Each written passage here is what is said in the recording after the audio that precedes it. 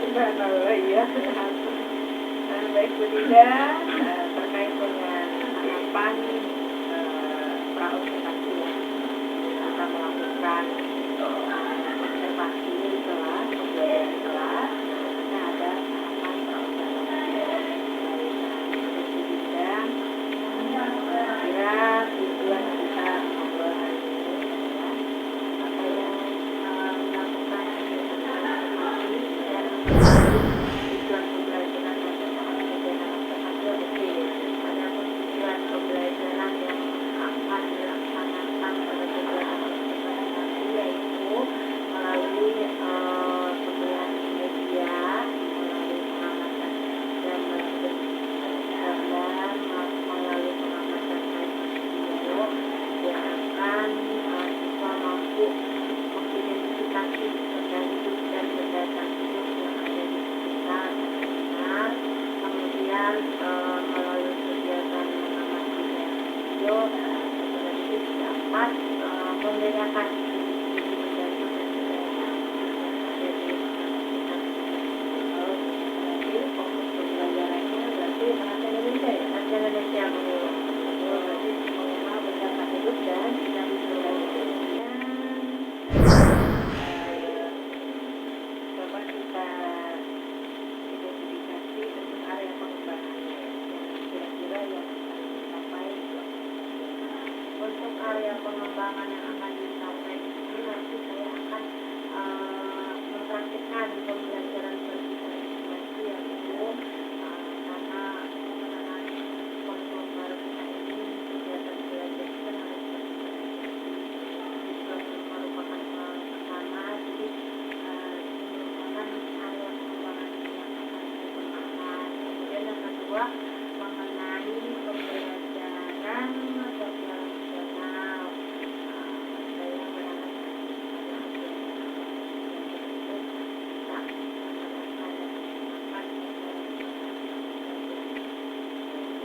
sekali ya, berarti intinya yang akan dikembangkan adalah pembelajaran berdiskusi dan sosial. Nah, kelas ya. Kira-kira yang akan dicapai untuk area pengembangan yang akan dicapai di sini nanti saya akan mempraktikkan pembelajaran berdiskusi yaitu karena pengenalan kurikulum baru kita ini kegiatan belajar kita harus siswa merupakan pertama, jadi merupakan area pengembangan yang akan saya gunakan. Kemudian yang kedua mengenai pembelajaran sosial emosional. Saya berangkat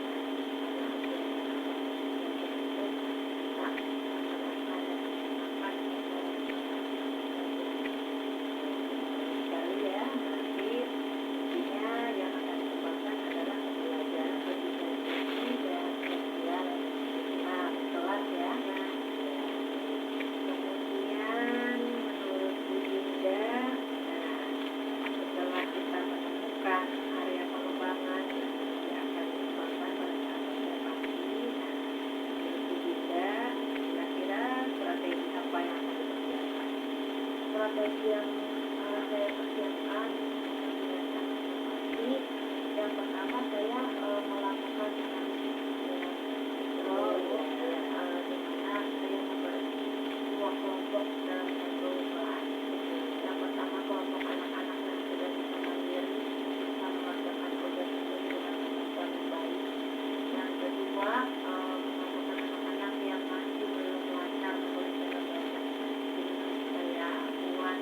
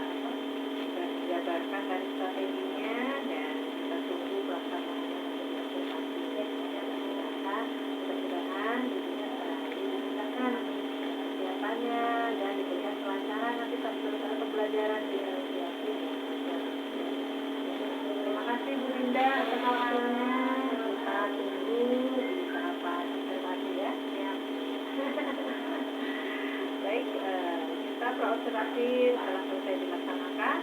Mudah-mudahan ke depannya bisa berjalan dengan lancar pembelajarannya ya, dan persiapannya itu akan lebih jauh lebih matang ketika kita lakukan pembelajaran ya. Itu ya Bu, terima kasih. Assalamualaikum warahmatullahi wabarakatuh.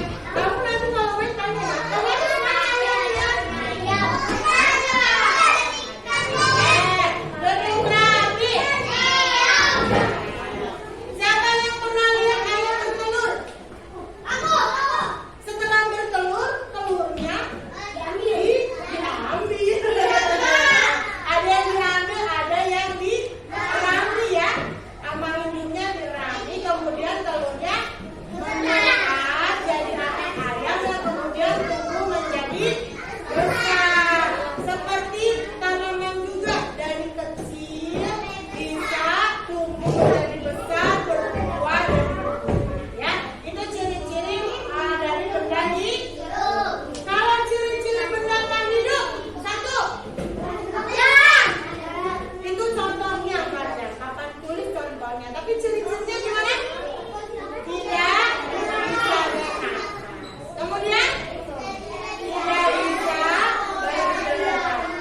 Lihat tempat minum di depan kamu. Belok, belok, belok. Lihat tempat minum di depanmu. Bisa bergerak tidak? Tidak. Kamu perhatikan kalau bergerak seperti ini. Oh, bisa Bu bergerak. Tuh Bu. Nah,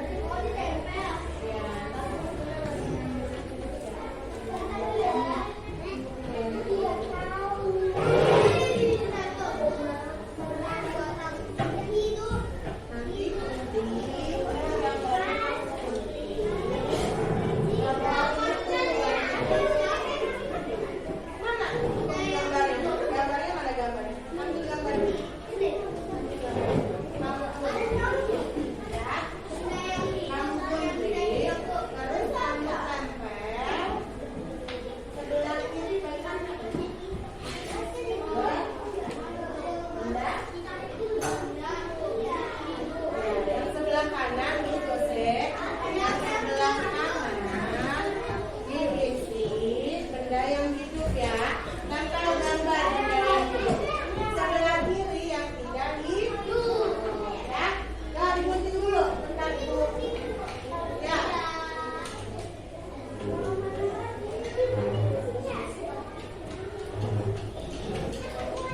Setelah ditempel gambarnya di bawahnya tulis nama bendanya. Tulis nama bendanya di bawahnya ya. Nah, gunting dulu. Gunting. Ada tangannya belum?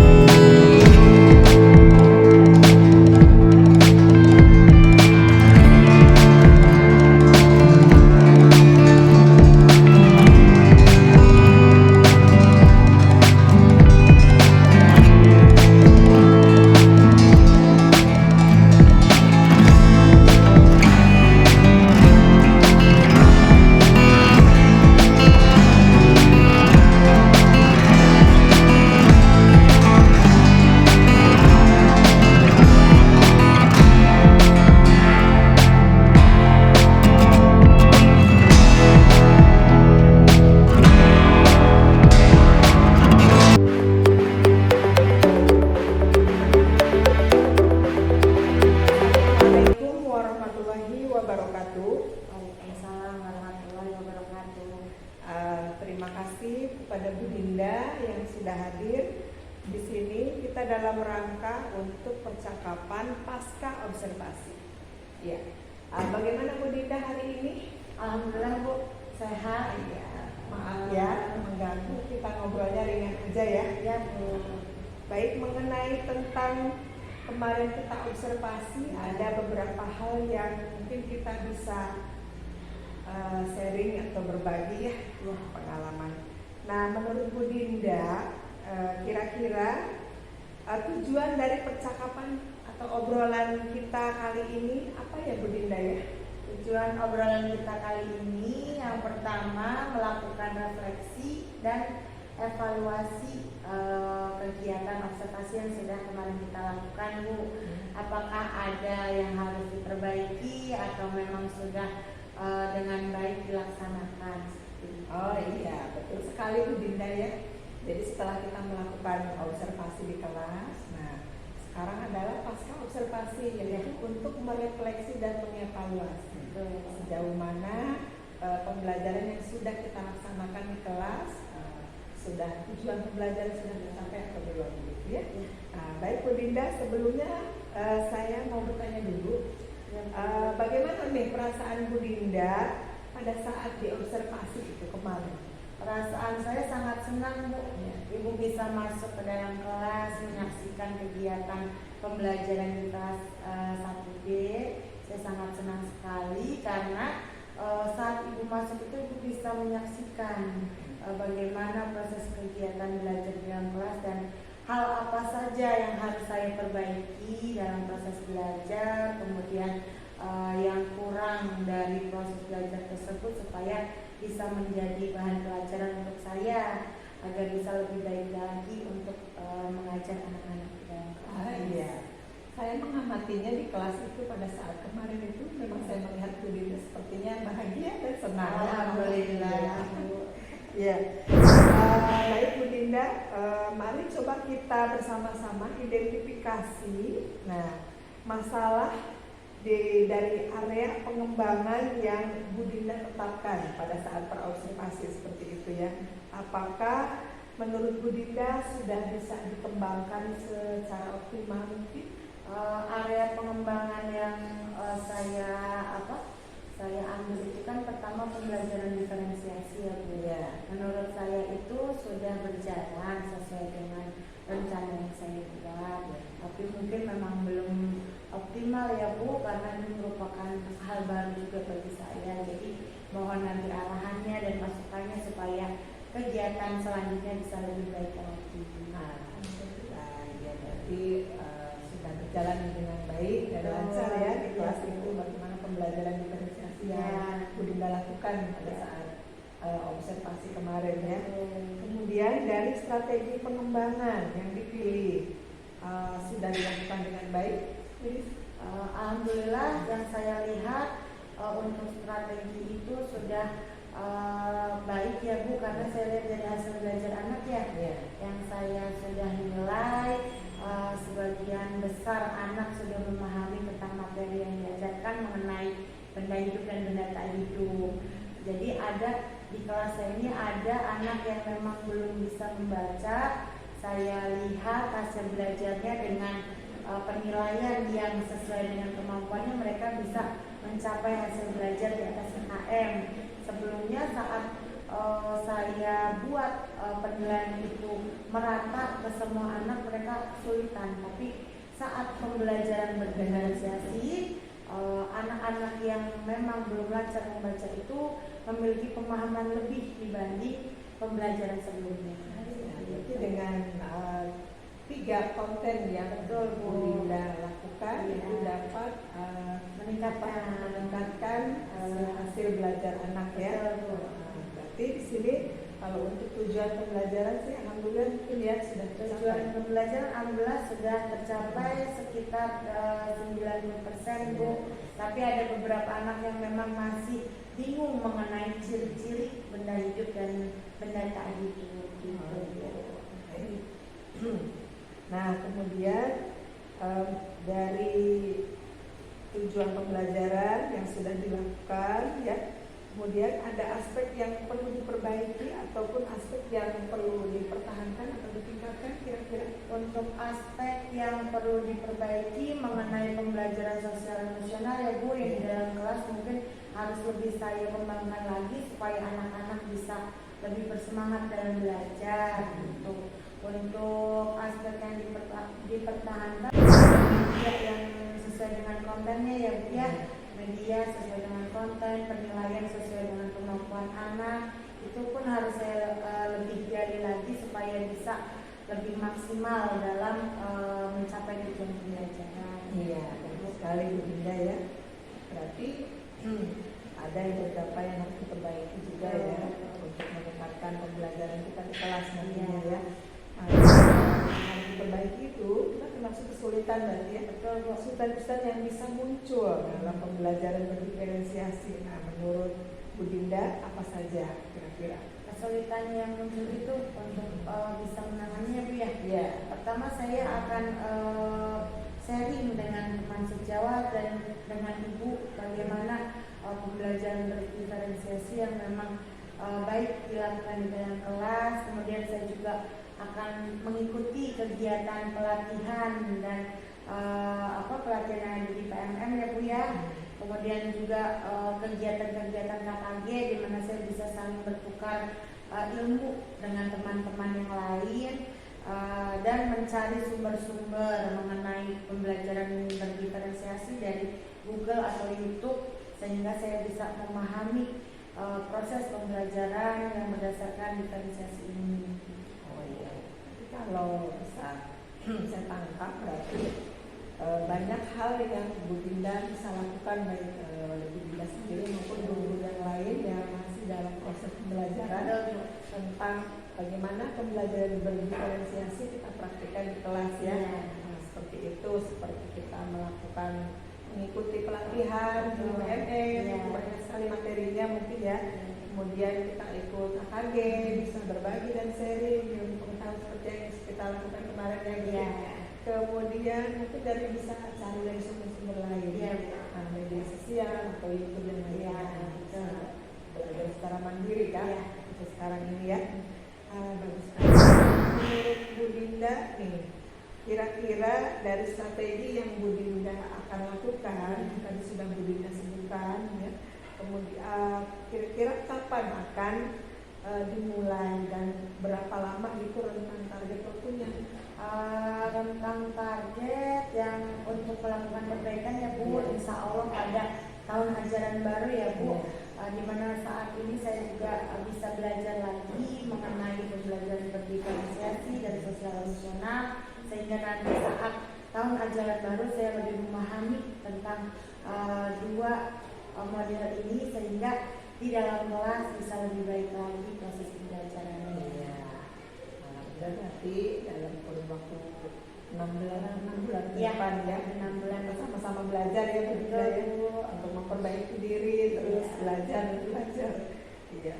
Kemudian berarti dari Bu Dinda yang akan Bu Dinda lakukan, nah itu menurut Bu Dinda adakah orang atau hal apa yang bisa membantu dalam proses perbaikan ini? Untuk proses perbaikan, yang pertama saya mengharap dukungan dari kepala sekolah, karena yang saya rasakan untuk pembelajaran diferensiasi ini kita harus menyiapkan 3 konten ya Bu, dan itu kita memerlukan fokus di dalam kelas. Iya betul. Iya, saya berharap itu untuk tahun ajaran baru, semoga ya Bu bisa di dalam kelas itu disiapkan fokus setiap kelas, sehingga kalau kita mau menampilkan video itu dengan mudah kita gunakan, tidak usah dapat menyiapkan segala sesuatu, jadi sudah siap bisa di dalam kelas gitu ya Bu. Kemudian saya juga pasti membutuhkan bantuan Ibu untuk bertukar pikiran mengenai pembelajaran berdiferensiasi ini yang baik seperti apa, mengenai medianya harus seperti apa, juga serta rekan-rekan yang lainnya untuk masukan saya supaya lebih baik lagi. Memang kepala sekolah itu adalah pemimpin ya, kita mengetahui apa yang harus kita butuhkan dan dapat fasilitasi dalam kegiatan belajar mengajar di kelas. Kemudian kolaborasi dengan guru yang lain, kita saling berbagi dan sharing, bertukar pikiran, bagaimana cari solusi yang baik ya, yang sekali ya. Baik Bu Dinda, berarti mari kita sama-sama Bu Dinda ya, apa yang sudah Bu Dinda niatkan mudah-mudahan bisa tercapai dengan baik. Amin. Dan kita sama-sama belajar, jadi guru yang pembelajar, yang selalu belajar dan terus belajar. Amin. Dan kita sehat selalu ya Bu ya, untuk meningkatkan kualitas pembelajaran di kelas. Dan anak-anak pun bisa merdeka belajarnya. Betul. Terima kasih banyak Bu Dinda. Mudah-mudahan apa yang kita bicarakan, apa yang kita lakukan percakapan ini bisa bermanfaat buat kita ke depannya. Amin. Terima kasih banyak. Sama-sama Ibu. Assalamualaikum warahmatullahi wabarakatuh. Waalaikumsalam.